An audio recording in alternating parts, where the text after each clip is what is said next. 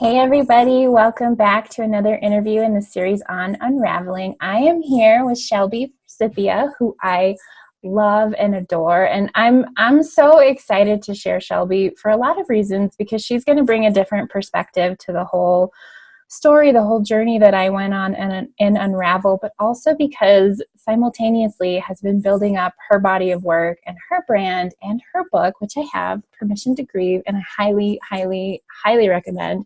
I really mean it when I say, I know I wrote this to you in an email and I said it everywhere that I could say it, but I want you to know that I really mean when I say I wish that I had this book when I was going through my grief journey. Like, the process that you've laid out is so, so amazing. But yeah, so Shelby came into my world we decided about 10 months before it turned upside down, and had joined one of my programs. And so she had come into my world from a very different lens, kind of an outside external perspective, as someone consuming my content, someone engaging with me on social media. And our relationship, I feel like, has grown from there. I feel like we're definitely friends and colleagues, and we've been able to support each other's work. So I'm really, really excited to have you here sharing your perspective. Thank you so much for making the time. I'm excited to be here too. I'm laughing because, for as much as we know each other and know about each other, this is the only way we've met. We've never met in person before. And it always makes me laugh because I feel like, and I have this sense with the work that we do, I'm like, we're both saying the same thing, but in different languages. And so I came to you and your work after my mom died. And then you had your great loss and you started talking about grief and coming back in different ways. And I was like, oh, we're having the same thing go on right now. And I get chills talking about it, but just traveling these parallel paths, which is how I felt so continually aligned with you, which is pretty cool. Yeah. So just take a moment and tell people about all of your amazingness and everything that you do. I'm going to flash this again. Yay! So this is Shelby's book. Go get it. It's you. Amazing. So I tell people I'm Shelby Forsythia and I talk about grief. I just kind of start there and then conversation goes, because I do a lot in relation to grief, but most of what I do is welcoming, normalizing, validating, and then embracing grieving in a culture that tells us don't. And it comes out in a lot of different ways. So you know that I have my podcast, which is called Coming Back, which if you do, I've got my copy of the book here too. It's the little logo that's at the bottom, or it's also the logo that's on the side of the screen. It's back here in my office. It's a free podcast, comes out once a week. And I literally have conversations with people like you, other people doing the work of talking about grief in a world that really doesn't want us to talk about it. And those are there for free. I also write quite a bit. The book is the first book I've written, but there's lots of articles and posts all over the internet about the loss of my mom, but also what it means to grieve, be a griever, for pet loss, major moves, relationships, things that are not death, which I think there's a misconception that people can only grieve if someone has died. And then I also do one-on-one sessions with clients that I take over the phone, over Skype, kind of however you can get in touch with me from wherever you are in the world. I can hold space for your loss. And then we kind of create tools, visualizations, and helpful tips almost that can reframe grief for you. I literally just got off the phone with a client right before I jumped onto this call, and she came to me and she was like, in grief, I feel like I'm only X or Y. And I was like, what if there was a third option? And so a lot of the work that I do is erasing this dichotomy people have of I'm grieving well or I'm struggling and this is terrible. And I'm like, there's probably a middle road in here of just allowing grief to be human. And so that's so much of the work that I do. And it's based on the large death of my mother and then a lot of smaller deaths, smaller griefs that have occurred after that. And simultaneously, I've been informed by a lot of what you do. And so I feel like, again, we're speaking the same truth in different languages. And it's really, really neat to just feel the call and response echo of being alongside you in this kind of work. Yeah, we were just saying how much we love the internet. I love the internet. And, I've been having interesting conversations since the book has come out. There was one person in particular that had a hard time reading my book, because she was feeling like I had more support than she did. And I think that that's such an important conversation, and something I'm going to probably do like a webinar or a call on, about how we are so connected and so surrounded by people now that we have social media and the internet, but it can be so hard to actually form the connections for a lot of people. Mm. And I would be curious your thoughts on that.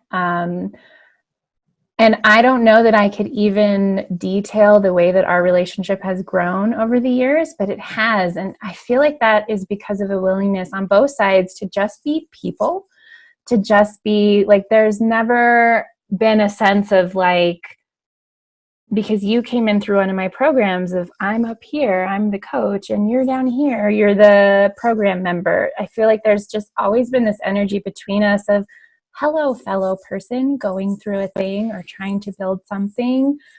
And I would be curious your thoughts on that, being on the other side of it, building this relationship that we have now and knowing that we're building something similar and having worked together in different capacities, supported each other in different capacities. Both, you know, your book came out just few months before September. mine. Yeah, 2019. Mm-hmm. And maybe your experience, not just with me, but finding and building community in the aftermath of what you went through. What really do you think is the key to forming real connection versus just, I'm a friend with this person and I follow them? I'd just be curious your thoughts on that. That's a really good question. There's a lot in there I want to unpack, so I want to say two things first.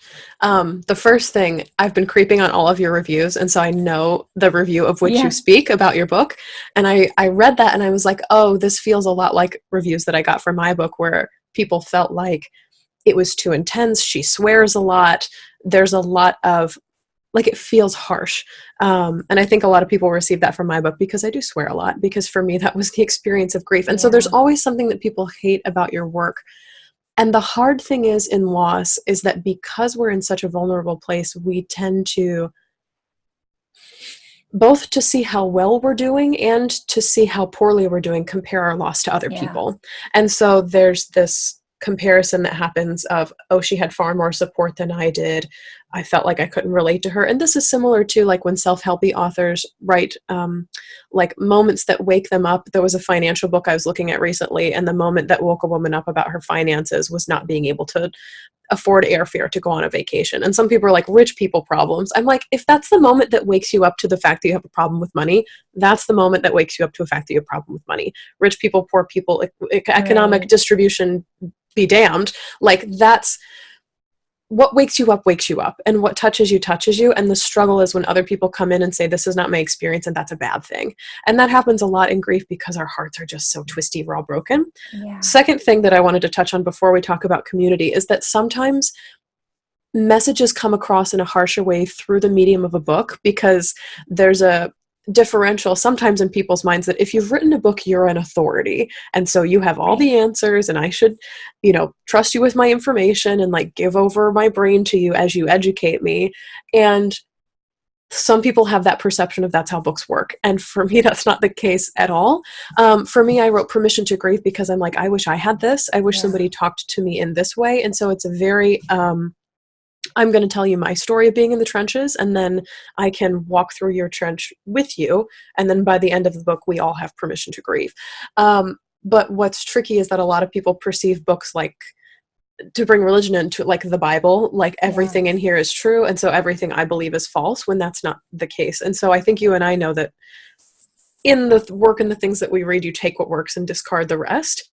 And not everybody feels like they have permission to do that. So for anyone out here reading a book right now, you have permission to listen to what feels right and discard the rest, and also to put down the book. I give myself 30 pages. If I'm not hooked in 30 pages, I give myself permission to stop reading the book and start reading another one.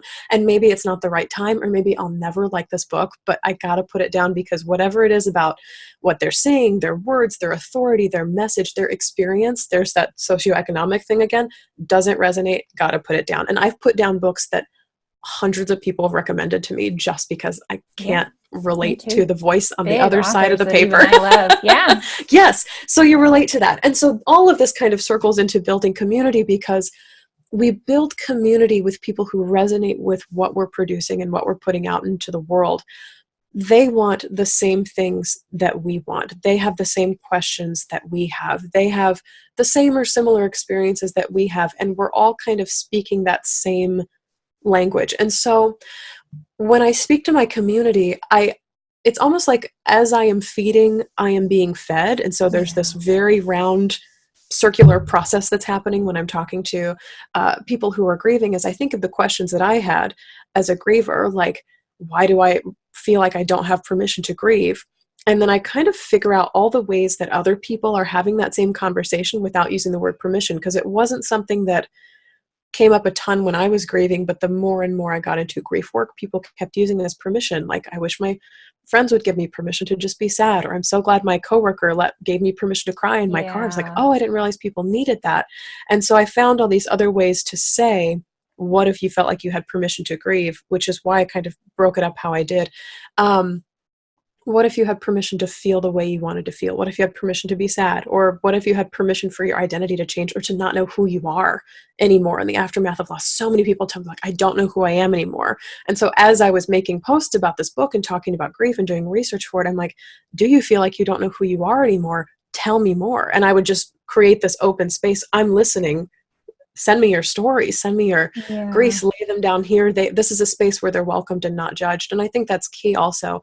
There's a wonderful other book. I'm not sure if you've read this. It's by Michael Sorensen. It's called I Hear You. No. And it's like, I think the subtitle is How 3 Simple Words Can Transform All of Your Relationships. And it's about how emotionally validating people before you try to fix them or give them advice is like the key to not only building community, but forming relationships that feel genuine and heart-centric, which is funny because when you were talking about leading courses and me coming in as a student and you coming in as the coach, and this is not a slam against you, I never saw it that way. Yeah. I was like, she knows more than I do, but I never saw it as this hierarchical, she's going to grade me on my performance. She doesn't understand what I'm going through. Like, there was something missing there.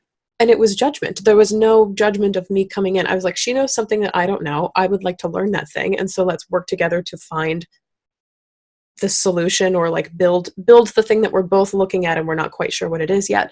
And so the hierarchy had vanished. And so we were allowed to be just two humans, one who knew slightly more than the other, but one who had something to build.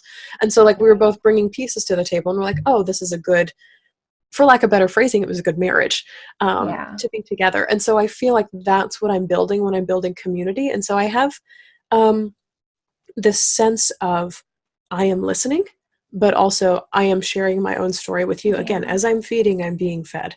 And it's really, really cool to see an experience. And that being said too, for anyone who's building a community for the first time, have guidelines. Have a structure that people know. You're not allowed to judge people. You can't bring religion into grief. You can't, stalk people online and try and message them outside this group without asking them first, or like things like that. And so people know, they're like, these are the structures within that we're operating within. And then here are the things that we also believe to be true. So it's like, we are these kind of people. We are not these kind of people. And also we are speaking and listening simultaneously. And that to me is what good community feels like. Yeah. I love that so much. And I actually, so that review came through before it got posted and I had a great conversation with her. And what I loved about it was exactly what you said. It's a reflection of where each person is at. And when I think about the Unravel book, because I've gotten feedback from different people in different ways, I could only write the story that I could write. You could only write the story that you could write. And what I have loved about the different feedback that I have gotten is that people start sharing their stories. And maybe sometimes it comes through from some people in a more triggered sense because we're talking about hard things that are going to stir up those hard emotions that maybe we've worked with a little bit, but we don't want to look at all the way. And that's why I think both of our stories are so important, is because they are triggering to some people. But what I love about that is that it's stirring up such an important conversation to be having. Like you said, there's I don't know how many, but there's got to be millions of books and conversations on grief. And yet a ton. This book, I wish that I had. I really, really do. There's only one other book that I read, Christina Rasmussen's Second First. Love that one too. Yeah. Yeah. And there's so many conversations on grief that aren't for me, that weren't helpful for me at all, because it wasn't what I needed. And so what I think is so important about your podcast, your book, my book, everyone's stories, everyone's that they're putting out there, is that it's stirring up this much needed conversation. And I would actually be curious what you think about the idea of unresolved grief and how that affects us. But I know for me, I really feel like the root of so many of our issues in society and relationships with our health comes back to unresolved grief and trauma, because we're not taught how to deal with grief. We're not taught how to deal with trauma, how to process our emotions, how to share our story, how to find the right people to share it with, that we're allowed to discard certain things and look for something different. And if we don't find it, like you did, create something that you needed when you didn't have it. So in your work and in your own experience, even, I would love to hear a little bit about what was your relationship to grief and trauma before your loss. And maybe I think the question is around that feeling of being equipped and unequipped. You know, I had done a lot of personal growth work. I had done a lot of personal growth work, a lot of healing, and yet I was so inequipped for grief. Mm-hmm. And for the trauma and the PTSD. And yeah, I guess I would just love to hear your thoughts on that. Yeah. This is a thing thank you for asking that, because nobody's asked me to really talk about unresolved grief before. And I think this is what people mean when they get into relationships with other people and they're like, don't bring your baggage. And to me, baggage is like, okay, what's the thing that's hurt you most in your life? Because there's going to be a lot that draws back to that. Yeah. And it's not necessarily that it will make the relationship harder or easier. It just exists along with the relationship, but that's a whole other conversation. So when my loss happened, I lost my mom when I was 21 years old in college, pretty suddenly. It happened after about 4 years of both my parents being in and out of the hospital. My dad had 2 brain aneurysms, one on either side of his head.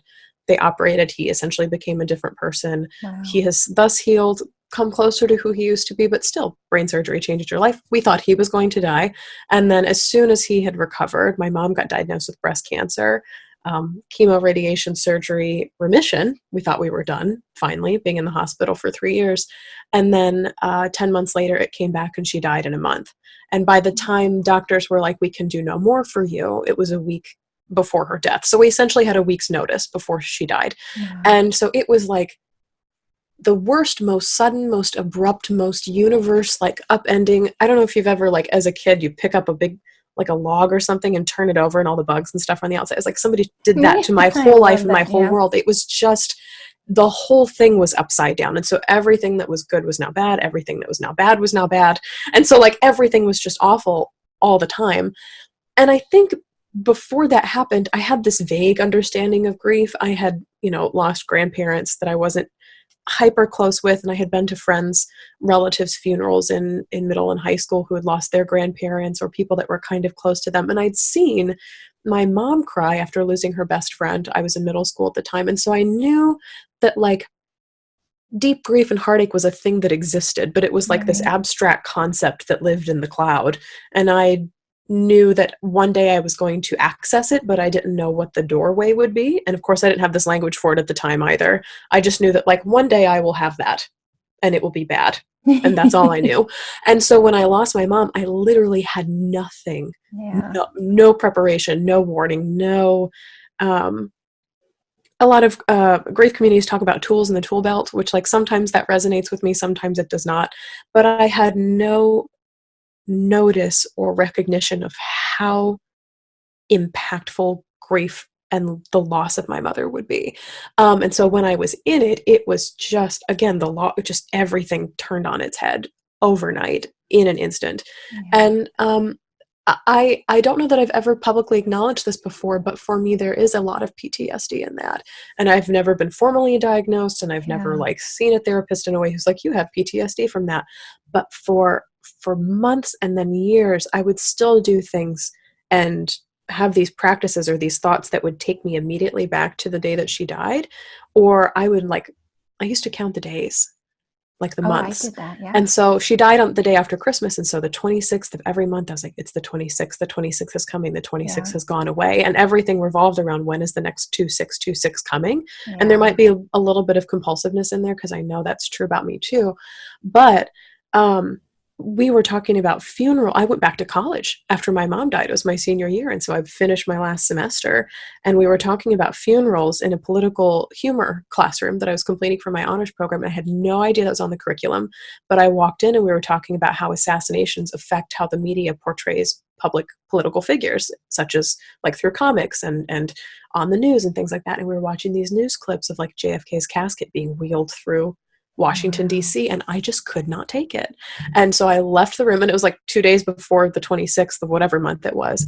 And my professor was like, you can't let a date ruin the rest of your life. And I was like, fuck you. I was so angry because nobody understood how all-consuming grief was in my brain. It was all I thought about. It was all my body was feeling at the time was grief. It was all I was thinking, like mentally in my brain, and it was all my heart was feeling too. Like there was literally pain everywhere. Like every nerve ending of my body was in pain all the time. And like my brain was in pain. My heart was in pain. Every thought was, I call this playing the unfortunate fortune cookie game. You know, when you get fortune cookies and you crack them open and you add in bed to the end of it to make it funny, like you will experience great pleasure and success in bed. You will meet a new friend in bed.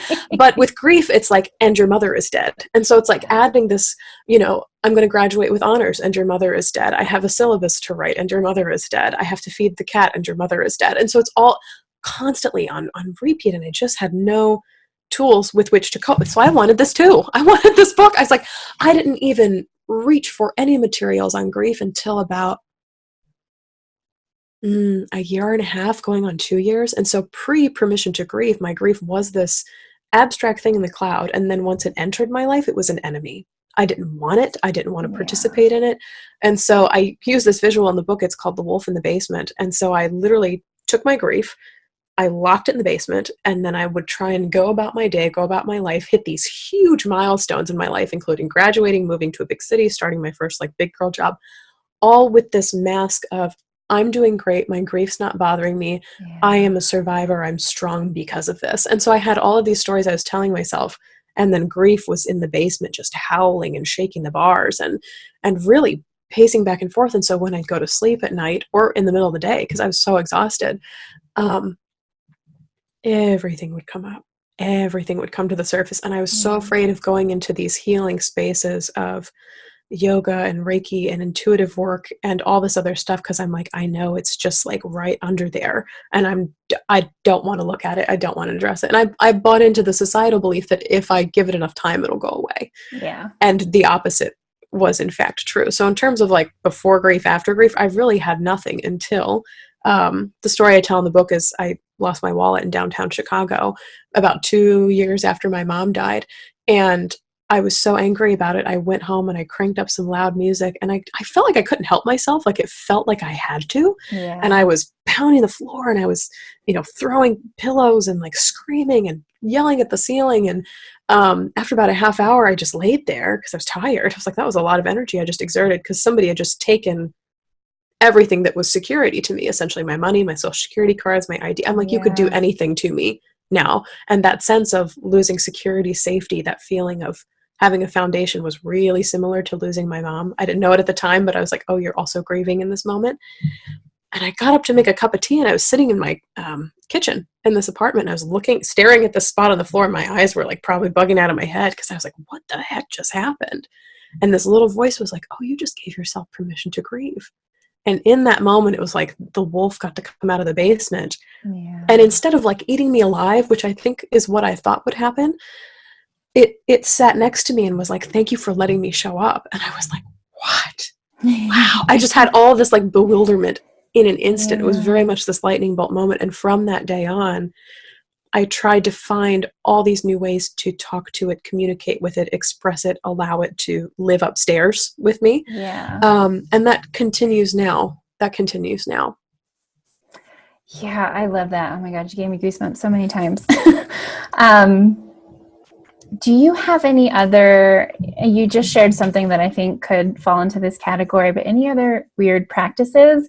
Like when I was, especially in the early months, I felt like I was doing these things that if anyone else saw me, they would think I was crazy. Like I would walk around my apartment and just like shout at things like, "You're dead." Like, do you know that you're dead? Like, or I would say like, "He killed himself. He's dead. He's not here anymore." And I think it would have seemed really abrasive and harsh had you been there with me, but also a little bit like I was losing my mind. But it was like I had to off gas and I had to do it right then. Yes. I felt, and I've talked about this in some of the other interviews and definitely in the book and in different places, that if I didn't move it, that it was going to eat me alive. And I also felt like when I was moving it, so when I was feeling the feelings or crying or whatever it was, I really felt like it was going to consume me. I did not think that I would get back up off the floor, even though logically that doesn't make any sense.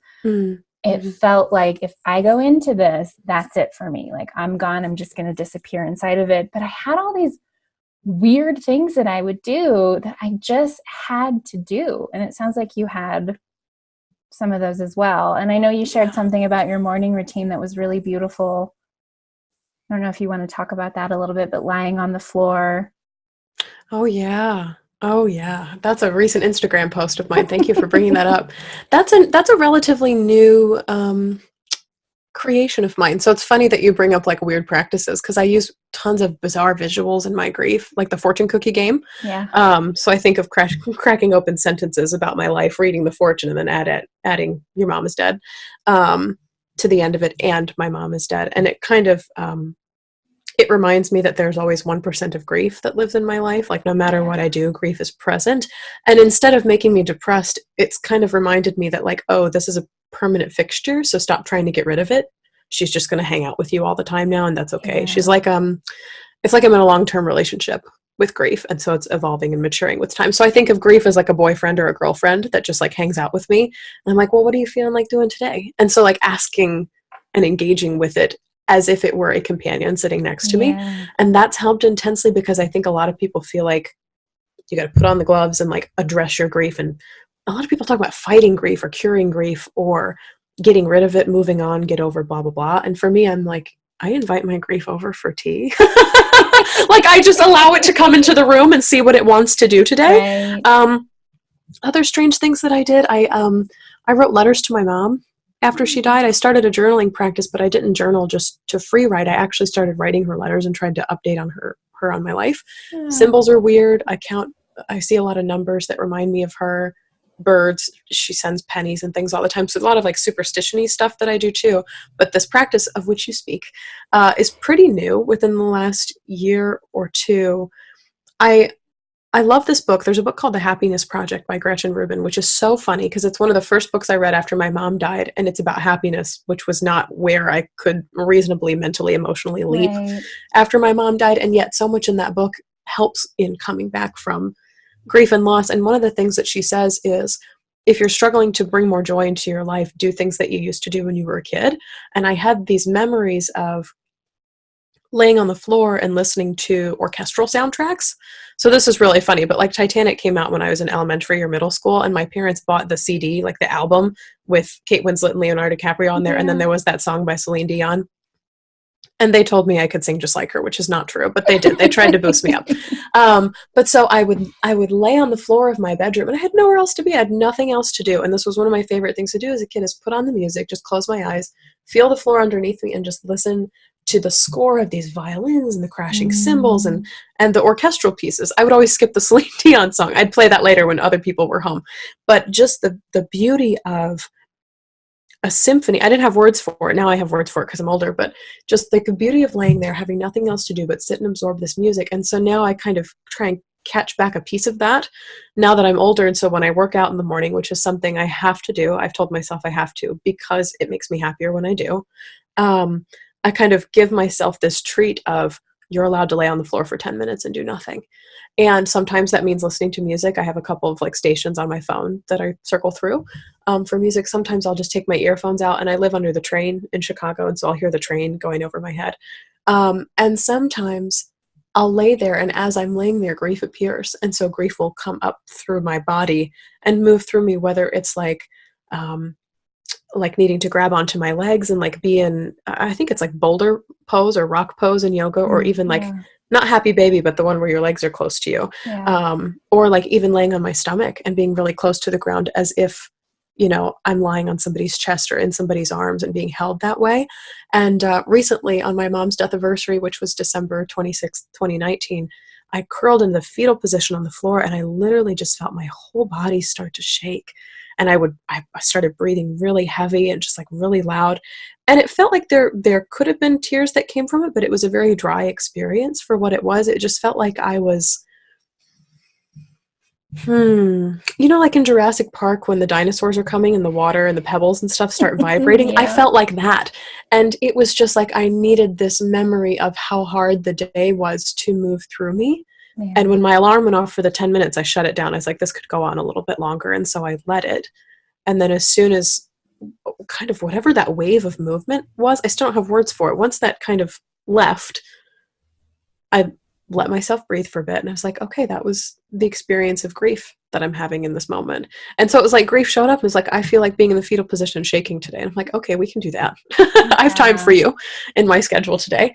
And it's really neat because something that seems so small, which is 10 minutes of lying on the floor every day, allows me to have an outlet for emotions, grief and otherwise, that I don't always express in waking life because I shift from heart to head to operate during most of my day. And so being able to start here and then move up as opposed to just always being here all the time has proven enormously helpful. And that ritual might change in the future. When my mom first died, I would like kneel on the floor of my apartment on a yoga mat in front of a little altar that I'd made with her picture on it and like some crystals and candles and stuff.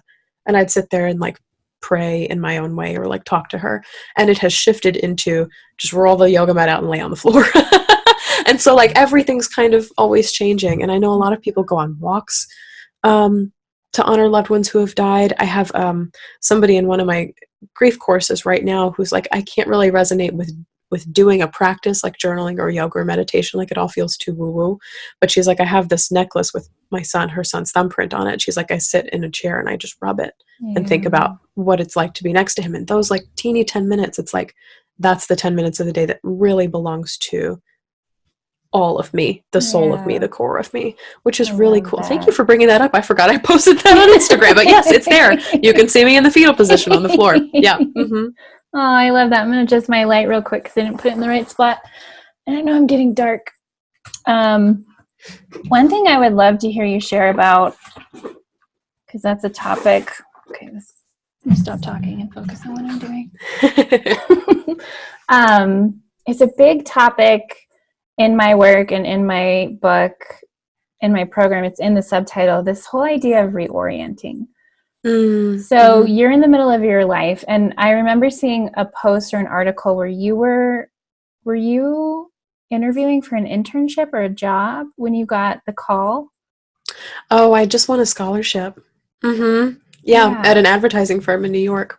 And it wasn't a scholarship to join their firm, but it was like for young people who have futures in advertising careers. They're like, we're awarding, I don't remember, it was like $2,500 or something like that for your final semester of college. And then we hope to see you in the spring or the fall or whenever you come work for us.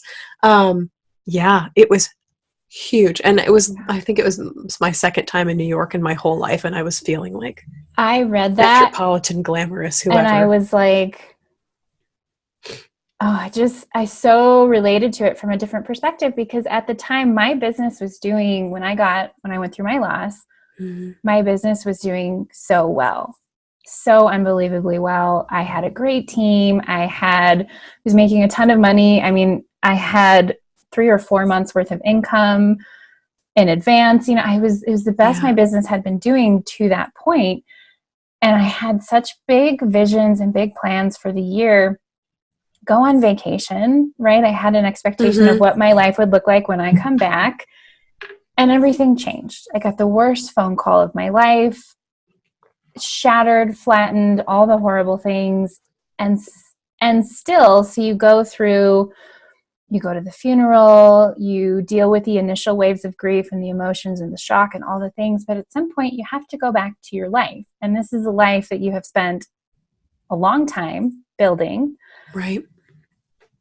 But you don't fit inside of in the same ways anymore. And so I would love to hear two things, and I can ask them twice because I know I tend to ask a lot of questions in one Thank you, good, because I tend to story tell, and so I forget what the two questions are. Okay, good.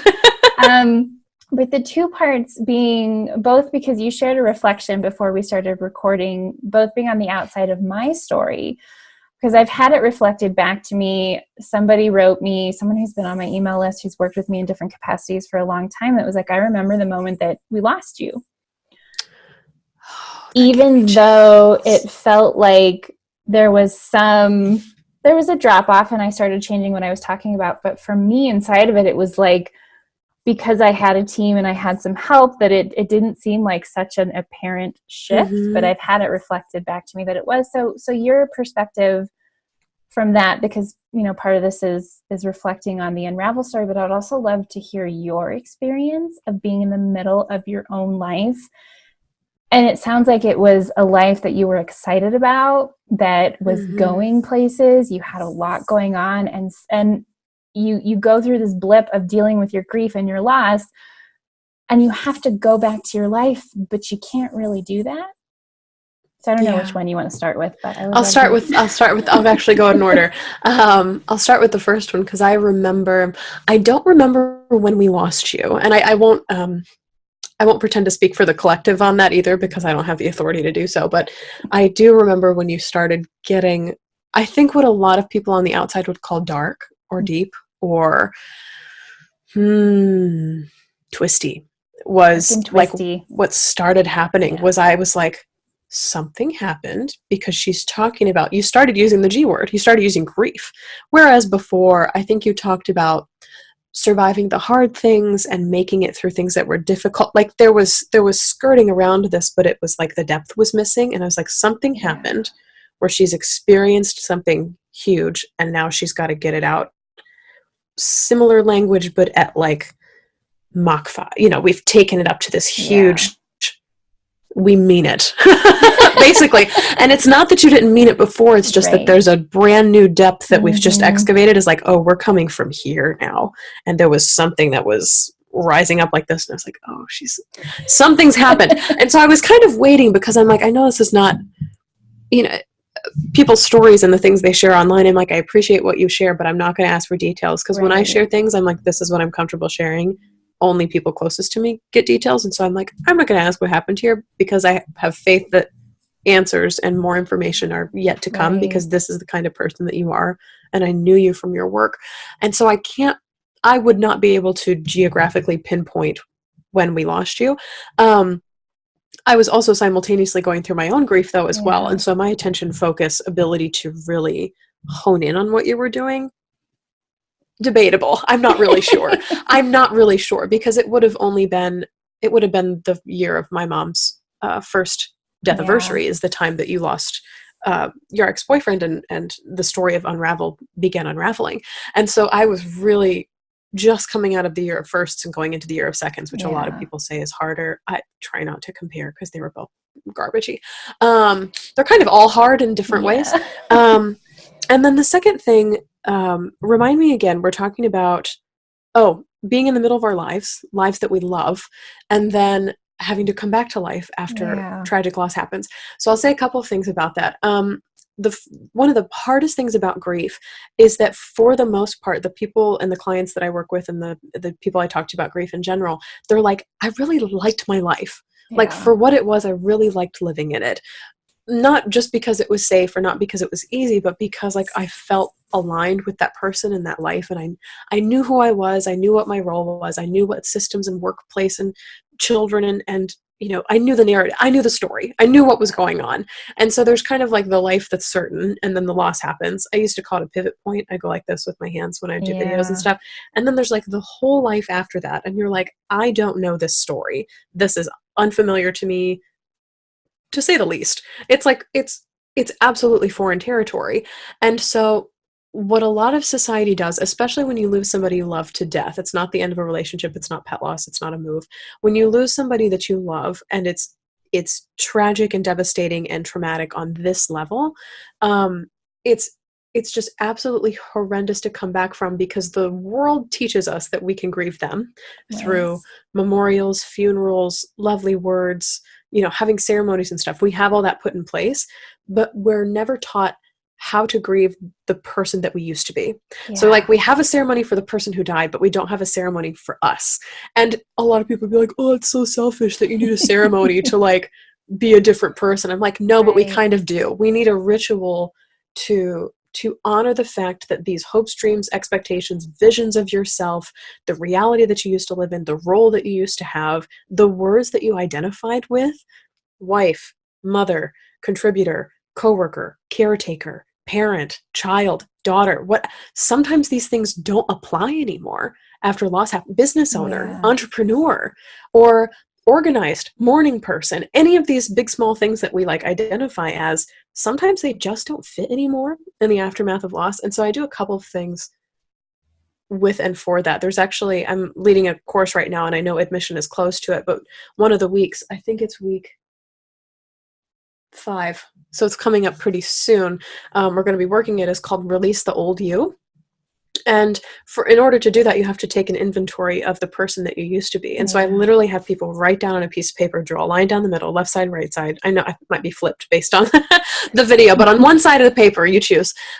You write all of the things that you used to define yourself as or by. And Yeah. then in the aftermath of loss, it's like, here's how I see myself now. And they can be total opposites. Some things will remain the same. Some things will be different. And some things I encourage people who are grieving, and this is the second thing I'll say, is to write for now, right now, for the time being, for the foreseeable future, question mark? Don't really know. Because I think a lot of grievers think there's this notion of everything that's happened to me is going to last forever because death lasts forever. Right. When in reality, it's not always true. So a huge one is creativity. And I've done a whole podcast episode on so many grievers tell me, I don't remember how to be creative anymore. In the aftermath of a loss, I feel zapped of my ability, my motivation, my momentum to create. And so I'm like, pretend that you're in a dressing room and you're wearing a sweatshirt that says creativity, and for whatever reason, grief comes along and takes all of your identities off, including creativity. And so you're standing there stark naked in a new world, and you're like, I've got to wear something. And so you put on griever, you put on, coworker, maybe if you're still working, you put on dog mom if your dog's still around the house. Like, you put on the things you know for sure. Or like, I Yeah. hate olives and I've always hated olives, and so I pretend I have a pair of gloves or like a bracelet that says olive hater. I'm like, I'm wearing this for the rest of my life, it's never coming off. And we laugh at it, but I'm like, what are the things that you know for sure are still true about Yeah. yourself? And then the other things, the sweatshirt of creativity, the pants of productive, the I don't know, the flip-flops that are parent, because you may have children again in the future. I don't really know. Those are like, they're still out in the store. They're possibilities for your life. Again, you just can't wear them right now because Yeah. grief has happened. And it's really, really hard because we don't know how to operate in this new outfit. It's clunky. It's not us. It's like totally not our tastes. And among other things, it just doesn't fit. We've never had to be here before. And so much of what's hard about grief is, oh God, I got to do this for the first time. And we're not nice to ourselves when we have to be somewhere and do Yeah. something for the very first time. And so much of the work that I do beyond releasing the old hopes, dreams, and expectations so you can even look at the possibility of having new ones is unlocking or uncorking this pressure of, and while I'm doing all of it, I have to be perfect. I Yeah. have to be perfect, and I have to be immensely good at it, and I have to prove to other people that I'm really good at it too. And so that's why permission to grieve exists, because I'm like, you have permission to be human while this is all happening, Yeah. because it really, really sucks already. And then it sucks more when we try to fit ourselves into these boxes of, this is what grief should look like. This is who I am in grief, and this is what my life is going to look like now. Yeah. When we think we have it all figured out, that's when we're not allowing ourselves to be human and we're forcing ourselves to be robots. And that's like the Yeah. last thing that we need in the aftermath of something as traumatic as the universe upending loss. Yeah. How did that show up for you? So is that something that you did instinctually and has now come into play in your work? Is it, I know for me, it took a long time to learn that I couldn't be who I was before, and to navigate that process of what are the parts of me that are still aligned, that I can still be, that I want to reclaim, versus that is just not a path I can walk anymore. And now I have to kind of look around and say, maybe I'll go this way. Just be curious kind of what that process looked like for you at first. A lot of it, I think, unfortunately for me, a lot of it's been retroactive, where like I look back now at who I was before my loss and I'm like, oh, that's interesting. That's still true. So like I still am artistic. I'd still rather get up at 4 a.m. than stay up until 2 a.m. Yeah. So like there's things that have remained consistent across my life that I didn't notice at the time that I was grieving, that, oh, look, this is staying the same. I didn't notice I had a through line. I thought that everything was destroyed. And so for me, a lot of it's been retroactive, but because it is, now when I look at other people's stories, I can help them identify through lines, and so they don't feel like they're working with nothing or from nothing, which is really important. For me, though, I think so much of figuring out who I was in the aftermath of loss and what I wanted and how to get where I thought I wanted to go was trying things on, pardon me, and not dying. I was so convinced that if I tried something new, if I strayed away from the path, if I developed a new habit or a new pattern or a new way of thinking, that it would ruin me forever, or like I would die, or it would just be a sign of another thing that could never come back. And so it felt, again, this permanence was hanging over me all the time, or that everything I did would have great consequence. And so I came up with this visual of the involuntary scavenger hunt in grief, where we're dropped off in the middle of the woods and we have no idea where we are. And we kind of have to figure out our lives again. And we're put on this scavenger hunt of what is your life now, without really any clues. And it's involuntary because we didn't want to be here. And so we're kind of picking up sticks and rocks and stones and stuff. We're like, does this work? I don't know. Does this work? I don't know. And it goes back to what you and I were talking about. If it fits, keep it. If it doesn't, drop it. And so I have this visual of like a toddler in a raincoat putting little pebbles and stuff in her pocket. Like, this works for now, or I like how this looks, or this is shiny, or this feels good, or this makes me happy. And so you hang on to it for as long as it serves you, and then you can drop it. And so I did weird things like, I tried Reiki for the first time, and that ended up sticking. And so I did that for a while. I did yoga. I kind of liked it, not really. And so I kind of let my yoga practice fall to the side.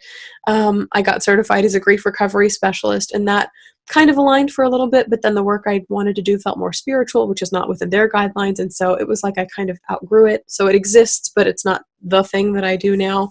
There were a lot of things. I tried being vegan for a while, and that totally didn't work for a multitude of reasons. And so that got tossed out the window. And then even when I was going through your passion-based business, the program that you led, the business that I started failed.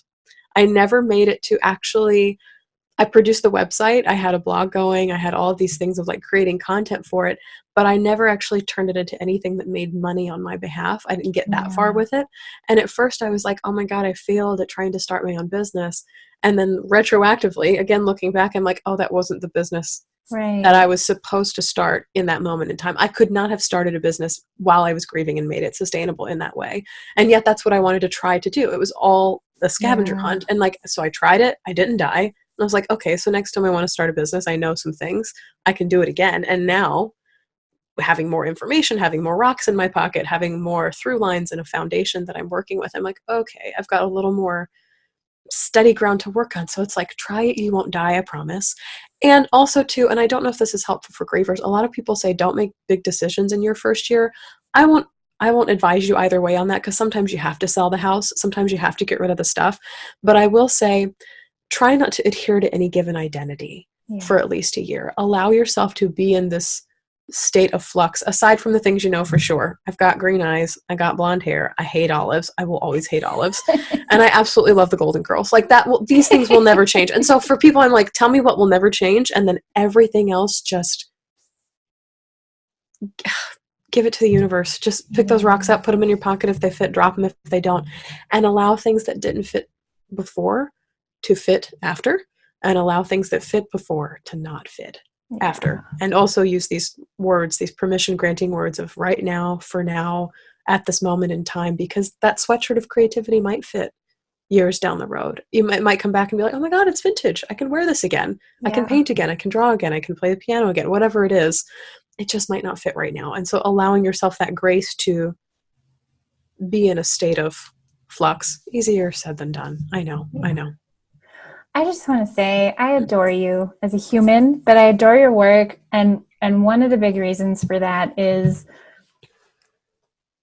you make it so much less scary. Like grief is already Oh, that's so good to hear. awful. I was terrified. So good, because I was so scared in grief. I was convinced that my life was over. Yeah. Convinced that my life was over. And it was. Life as I knew it was over.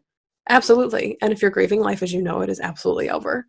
And I'm sorry that that's your reality, because it sucks. Yeah.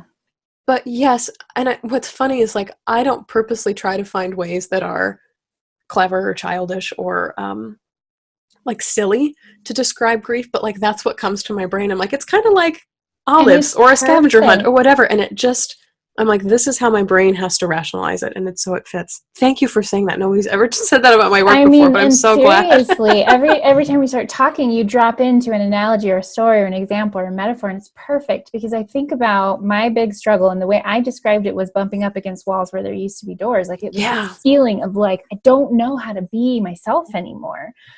And if I had you or your book to just be like, oh, it's like a scavenger hunt.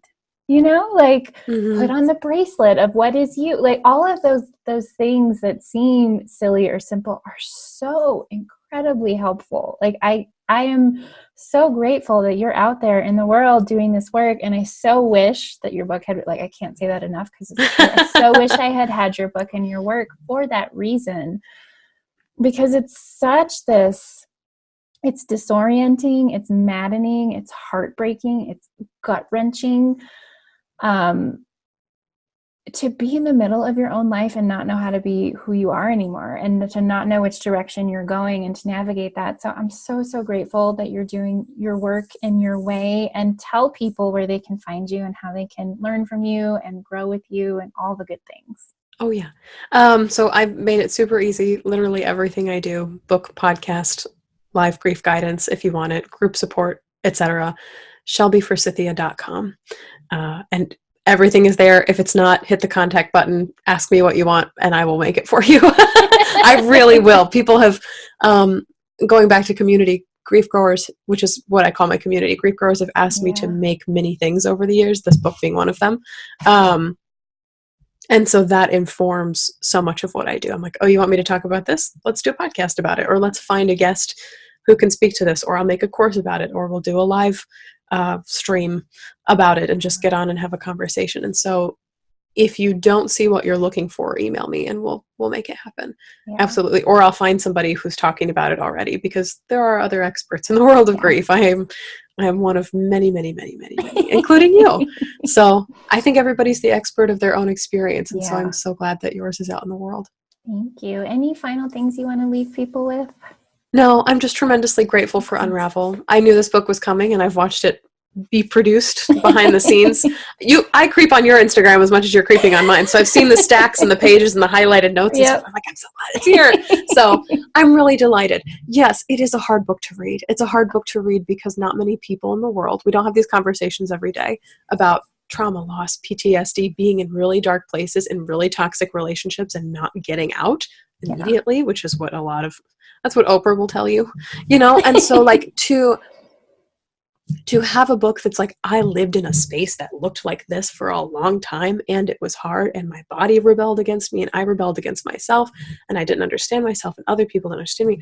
Like the wrestly, twisty, dark part of it, I'm like, we need more of this in the world, because this is what's happening behind the scenes of a lot of the faces you see every day. Yes. And so I'm really excited that your work is out in the world. Thank you. Thank you so much. Thank you for being here. Thank you for sharing your wisdom. I will be bringing Shelby back and lots of things, and sharing her work with you, because she's amazing. But go check her out, ShelbyForsythia.com. And I love you. Thank you so much. I love you. Thank you so much too. I'm so glad to be here with you.